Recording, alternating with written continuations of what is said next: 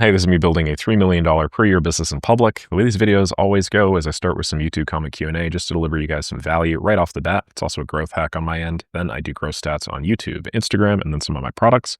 Then finally, I round out with the daily business improvement.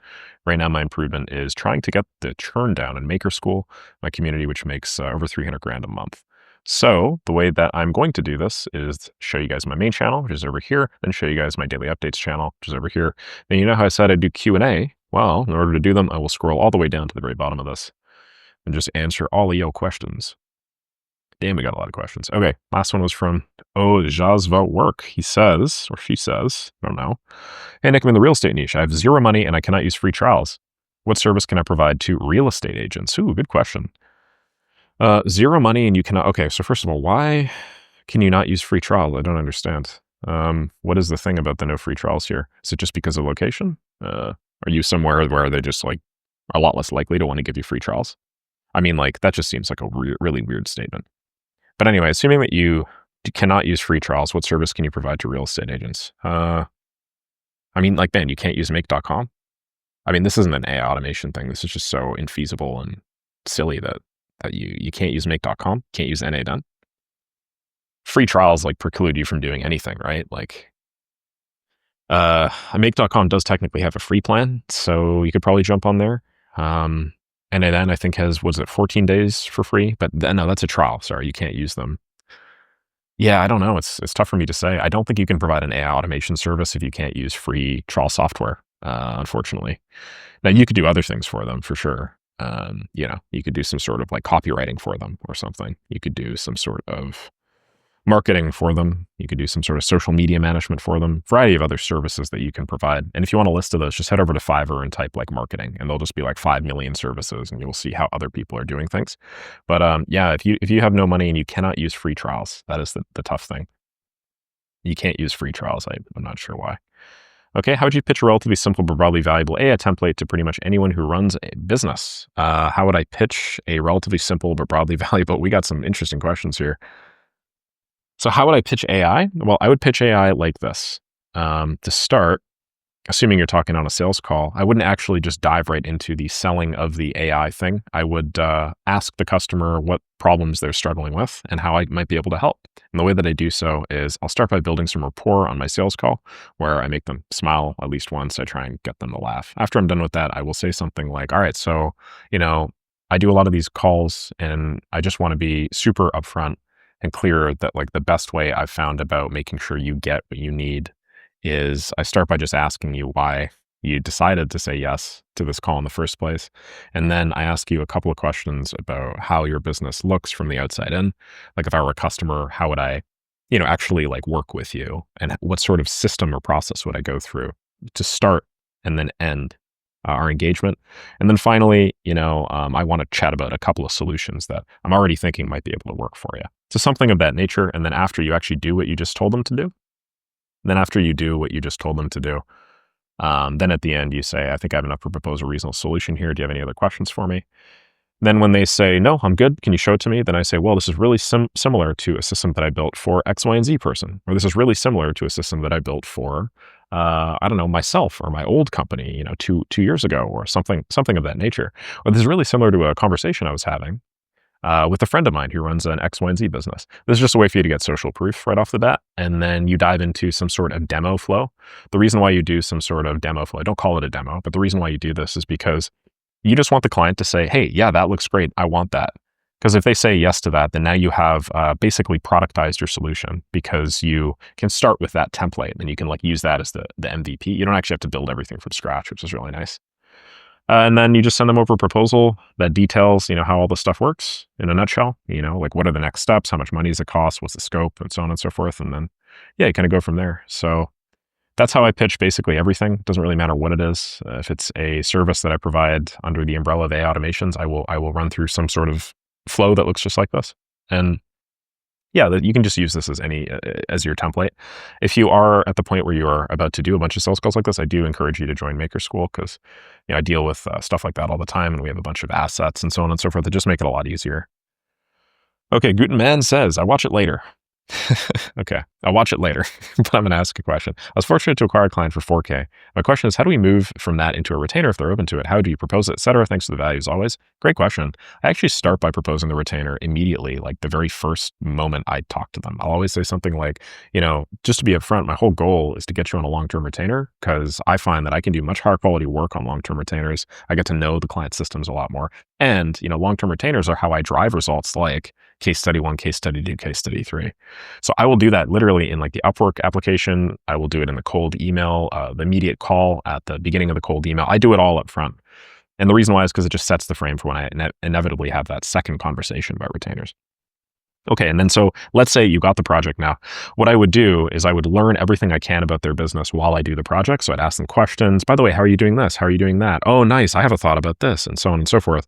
And then once you deliver the project with a customized video that breaks down how the system works. This is your documentation. And then also at the end of the video, say, now I have a lot of thoughts on how you might be able to take this further. And while I was doing this, I kind of came to the conclusion that you're probably leaving like $20,000 or $30,000 a month on the table. If you're interested in hearing how I might help you with that, then let me know. We can jump on a call. No hard feelings or strings attached whatsoever. But here's your thing. The reason why you do it right then is because now they have the feeling of reciprocity. You just delivered and probably over-delivered if you've been following the rest of my steps on a system that they asked you to build. And so you knocked it out of the freaking park for them. So you are glowing to them. You are this like bastion of positivity. That is the best time to pitch some sort of follow-up offer.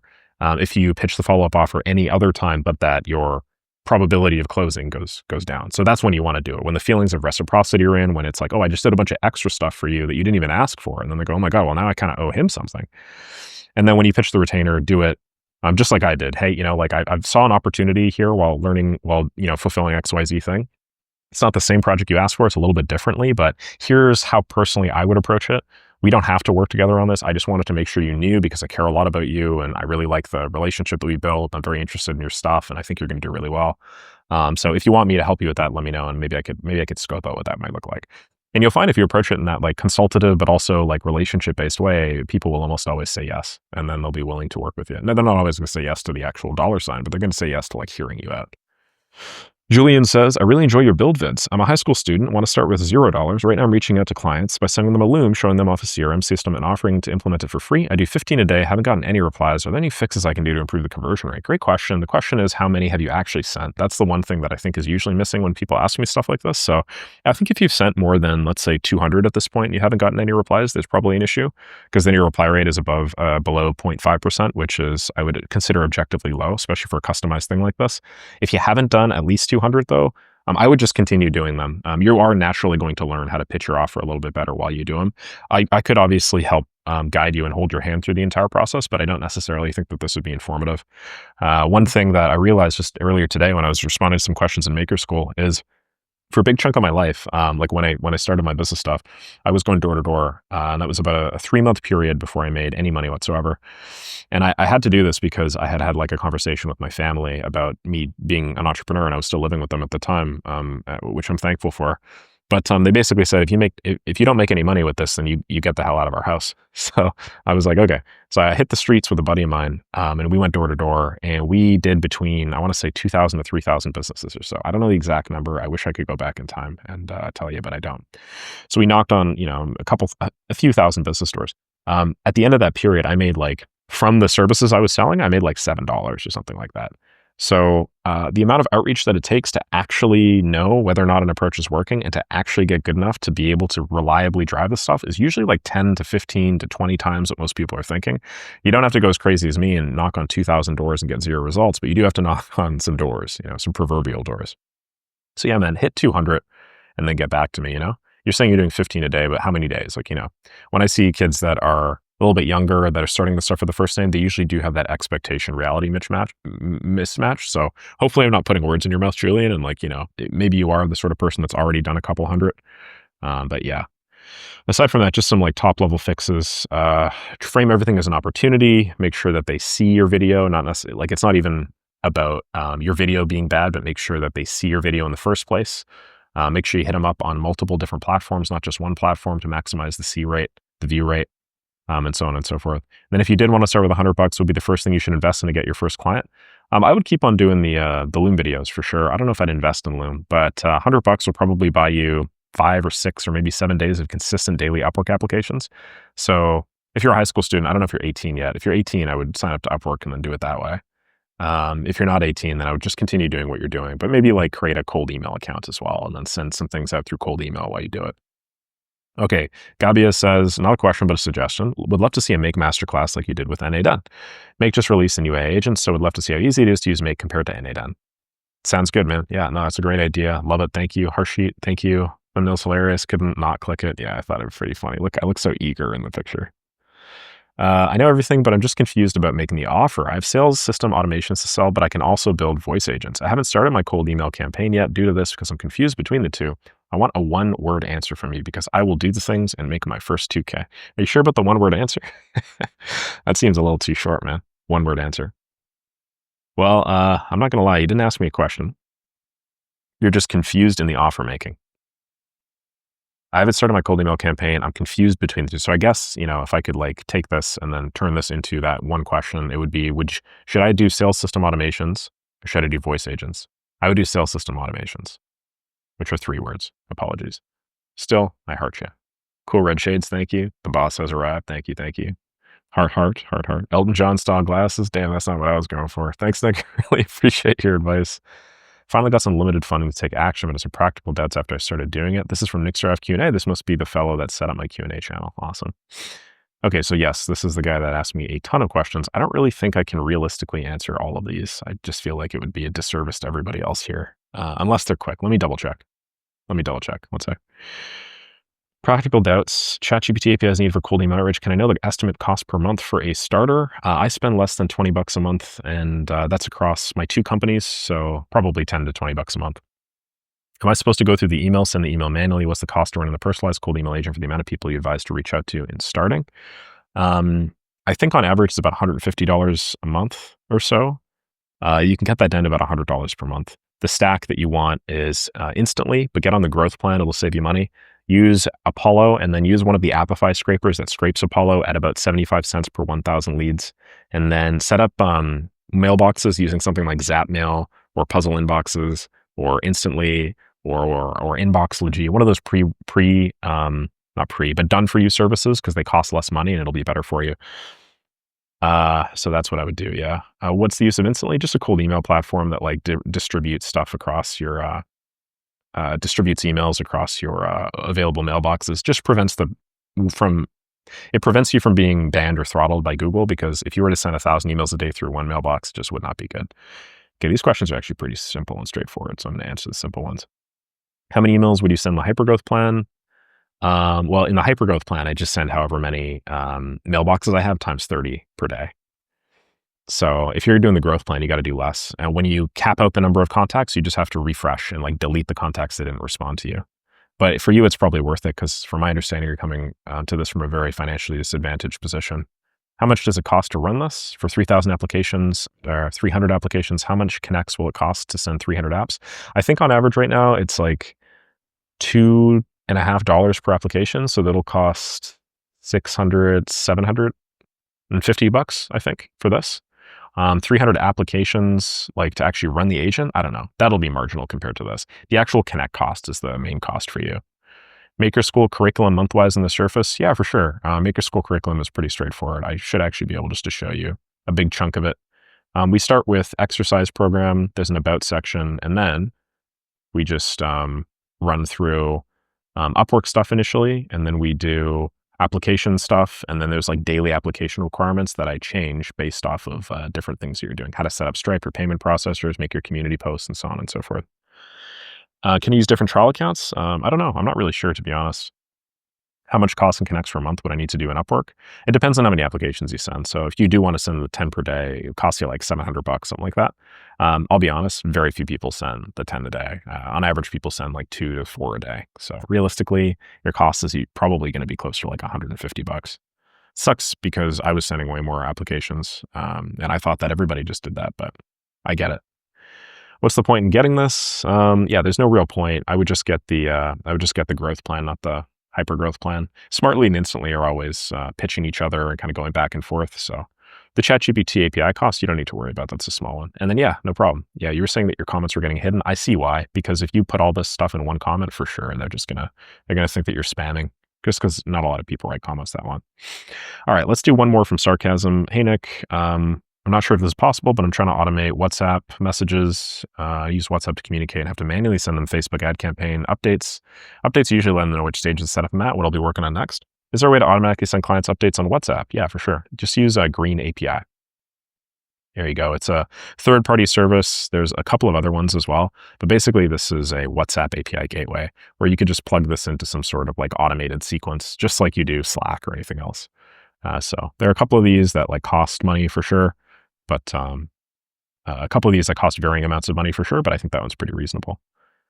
Okay, we got some really quick ones here. Cool VidNick, what do you use to generate your thumbnails? It's fouled. These ones here, just all Canva. If you're talking like for my main YouTube channel, it's foul.ai. Gustav, is anyone here from Bulgaria that'd be interested to link up? Da, Yiskam, Heidi. Lou says, love your videos, the value you provide. Quick question, if I was 14, but I ran $100. Okay, how to get clients, how would the process work for me? I feel like I answered that today, so I could probably knock that out already. And then cool. I think from here on out, we have some other ones. Thank you very much, AI Tool Hub. Much appreciated, Harshit, as per usual. No problem, Luca. Hey, thank you very much, 50 Tech Solutions. Sounds good. I will absolutely do a video on Jira Project Management Automation. Jira is one of the platforms that we put on one of my, we put on the project management board. Kickoff call SOP depends. Are you in Maker School? I don't just want to give this stuff away because that's part of the value. GHL by far deliver the chatbot. Okay. Thank you very much, Jared. Appreciate it. Yeah, it is super easy to do AI chatbots for sure. Okay, awesome. I'll leave it there. Thank you guys very, very much for all of this. Let us now do some brand stats. We'll kind of take it from there. So brand stats are where I go through my following and then I tabulate the number of subscribers I have and then I just add them to a sheet. The reason why I do that is just because I like tracking stuff. And also I just want to show you guys that like, you don't need to track that diligently in order to, have some idea of how things are going. My tracking is literally just, I count it up at variable times of day, but I just do it once a day consistently for a very long period of time. And then from this, I can start doing things like, data-driven decisions as opposed to me just throwing stuff at the wall and seeing what sticks. So yeah, it looks like my daily updates channel grew a lot after yesterday's post. So I'm going to double check as to why. The rest of these look like they're basically on par, nothing crazy. This is the big one. This grew by 8 times. So what about this made the video pop? A better way to sell AI automations. Earn while you learn. It's probably the title. Probably people are like worrying that this business model is just the same bullshit over and over and over again. And then when I say a better way, they're thinking it's like different. So that's cool. Looks like we hit the main algo actually. So we are now getting some spam. Anytime you have stuff like Nixoris books. That's funny. Nixoris. Sounds handsome. It's usually spam. So just double checking there's no more. A lot of people are coming in here. That's cool. So yeah, let's just see how many subscribers this video actually got me on the daily updates channel. Analytics tab 49. Yeah, so this actually got blasted out to a bunch of people that don't normally watch my stuff, which is cool. So there was that initial growth. Or whether it's people that don't normally watch my stuff or just people that like aren't subscribed to the channel, I don't know, but it worked really well. So that's cool. Probably some combination of what I talked about and then other stuff. So I should talk more about stuff like that, which is fun. Or it could just be the packaging. Speaking of packaging, I do have a piece of unfortunate news I will have to give you. That video performed well. This video performed very poorly. 1.7K views in 11 hours and 3 minutes is on par for one of the worst videos I've ever posted. 330K a month, AI expert answers your most common questions. Not good packaging, unfortunately. Something here has just like gone wrong and it's not positive. Just off the top of my head, there's no need for coding to be capitalized. AI business, there's no need for business to be capitalized. This probably implies some level of like English issue. It's probably not immediately evident that it's Dan that is asking this question, and that's why we have the grammatical errors. This template may be kind of overused because I saw it on Canva as well, so it could be the thumbnail. Maybe what we do is we make this bigger vertically. So instead of it being on 2 lines with this long horizontal card, we make it higher. And then we don't cut off part of it with my head.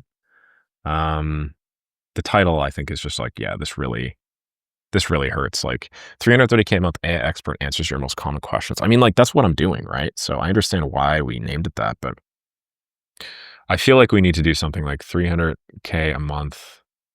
How I make 300K a month, answering your questions, or like guy who makes 300, non-guru makes 300K a month and answers questions, or 300K a month AI expert answers the four biggest questions in AI, or something like that. I mean, just throwing shit at the wall here, but the reason why I want to get this right is because this is like an infinitely reproducible format. We take stuff from daily updates, which I answer pretty off the cuff just while I'm doing the rest of my stuff, and then we turn it into like a hypercut, not a hypercut, but like a structured piece of content for my main channel. And the idea is like, this is a fantastic way for me to just fill in gaps and whatnot. When I don't have, when I don't have like main content to post, and I really want to get it right, but like this just isn't working. So we need to figure out the packaging on this. And this is one thing that I'm going to do. Okay. So this is probably coming across as bullshitty. AI experts, probably really vague.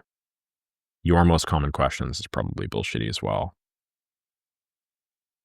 So that's what I'm going to solve. I'm going to solve like some new titles and some new templates that we can use for this, because analytics just are not doing well.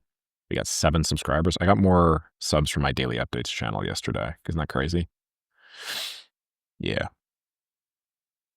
Anywho, I'll leave it at that. I'll leave it at that. But that's one thing I'm thinking of.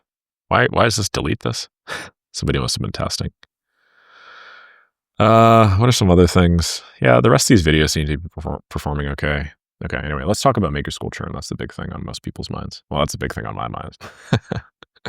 So, it's pretty interesting. We fluctuated between 304 and 305 now, every day for the last like 5 days. I find that really interesting. Maybe I'm going to jinx it, and tomorrow we're going to be at like 299, but like it's 304 or 305 or 306 or 304.5 or 305.5. This churn has remained relatively static. Not much has changed there. Shit, you know what oh man, I'm so stupid. I should be logging the churn. Duh. What am I doing? Of course I should be logging the churn. Oh my goodness. That's what I care about. Okay, well, I'm dumb.